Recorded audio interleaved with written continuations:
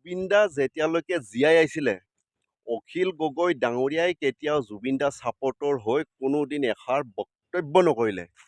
কিন্তু যেতিয়া জুবিন দাই আমাক এৰি থৈ গ'ল, অখিল গগৈ ডাঙৰীয়া জুবিন দাৰ যেন অসমৰ ভিতৰতে আটাইতকৈ ডাঙৰ অনুৰাগী হৈ পৰিছে।